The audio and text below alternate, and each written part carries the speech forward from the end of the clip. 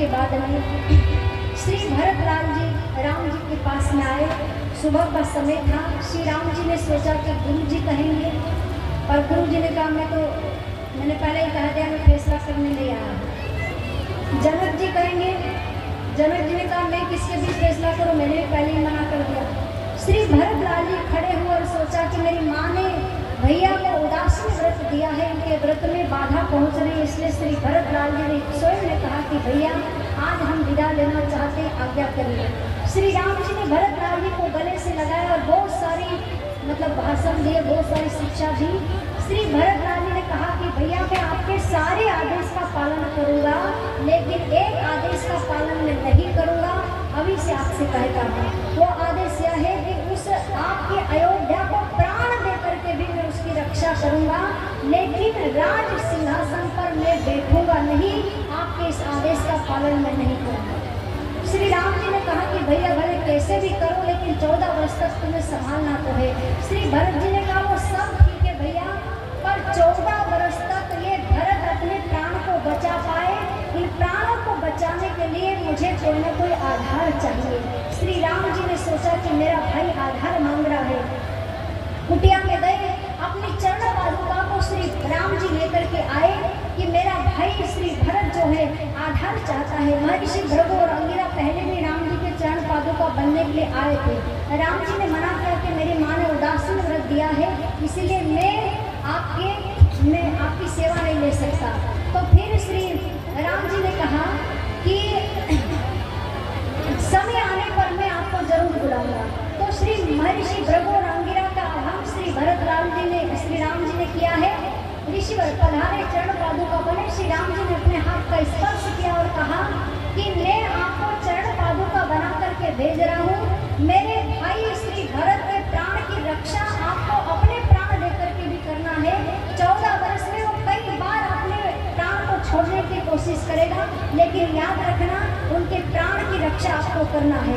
चरण पादुका को लेकर के श्री राम जी बाहर आए। श्री भरत जी को दिया कि ये चरण में पहनेगा, आधार मांगा है तो आधार दो। अब जैसे श्री भरत लाल जी को चरण पादुका मिली तो श्री भरत लाल जी ने चरण पादुका को लिया और डायरेक्ट अपने सिर पर धारण कर लिया। चरण पीठ करुणा निधाने, चरणों पे जाने प्रजा प्राणे। चरण पीठ करुणा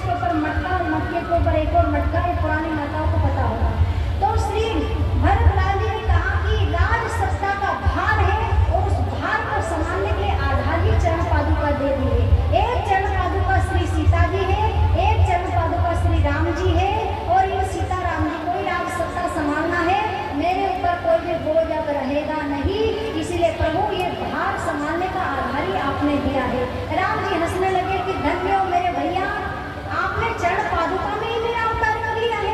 यही तो भक्तों की महिमा है कि भक्त मूर्ति में से भगवान को प्रकट कर दे। और आप और हम सबके सामने अगर भगवान खुद भी आ जाए तो हम शंका करें कि भगवान है कि नहीं है। यही अंतर है हम में और भक्तों में।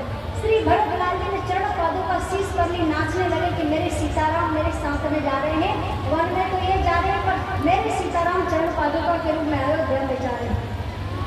राम जी से विदाई ली, 4 दिन में अवध धाम में पहुंचे हैं।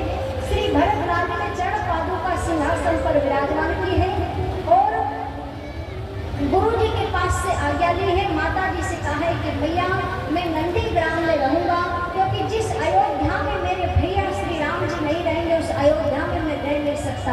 माँ ने कहा कि इन्हें कष्ट नहीं देना है। अब श्री भरतलाल जी ने साधु वेश बनाया है, वस्त्र वस्त्र धारण के, शीश पर जटा बनाई है। और जिस टाइम पर श्री भरतलाल जी ने साधु वेश बनाया तो जिन लोगों ने शुरुआत में शंका करी थी ना, वो लोग घबराए कि हमें तो धरती में समा जाना चाहिए, शर्म आना चाहिए, संत पर हमने कितना बड़ा आरोप लगाया। पर ये संत कितने महान है, ये सोच करके अब पूरी अयोध्या में पहले 2 दल थे, अब एक ही दल हो गया है। सारे लोगों ने मिल करके बोल दिया क्या, बोलिए श्री भरतलाल की। अब राम दल भी कम हो गया, भरत ही भरत हो गया है, एक दल हो गया। सबकी शंका का समाधान मंत्रियों ने कहा कि अयोध्या के राज सत्ता को श्री भरत जी ने ऐसे ठुकरा दिया जैसे कोई तिनके को ठुकराता है। भरतलाल जी नंदी ग्राम में आए हैं। सोचा भाई साहब अगर जंगल में जमीन पर बैठे तो मैं जमीन पर भी नहीं बैठ सकता, क्योंकि बराबरी का आसन हो जाएगा। तो जमीन में गड्ढा खोद करके श्री भरतलाल जी बैठते हैं और खाते क्या, बोले भाई साहब का फल खाते हैं तो मैं ये भी नहीं खा सकता, क्या खाना है, बोले गौ माता जो खाती है और गोबर के साथ जो निकल जाता है उसी को गोमूत्र में उबाल करके श्री भरतलाल जी वही एक आधा गिलास दूध लेते हैं। उसके अलावा श्री भरतलाल जी ने 14 वर्ष तक कुछ भी आहार लिया गया नहीं है। अखंड जाप श्री भरतलाल जी का चलता रहा। रोज अवध धाम में आते, सबके साथ संभाल करते हैं। राम जी के घोड़े घास नहीं खाते, जबरदस्ती खिलाते हैं, लाड़ लड़ाते, फिर नंदी ग्राम में जाकर के साधना करने के लिए बैठ जाते हैं। तुलसीदास महाराज जी ने लिखा है कि संसार में हर व्यक्ति भक्ति करना चाहता है, पर करे कैसे, वो वैराग्य नहीं होता है। तो श्री तुलसीदास महाराज जी ने कहा कि इधर आओ, मैं बताता हूँ वैराग्य कैसे होगा। भरती चरित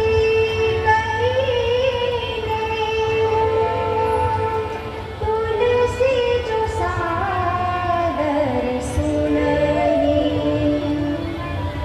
सिया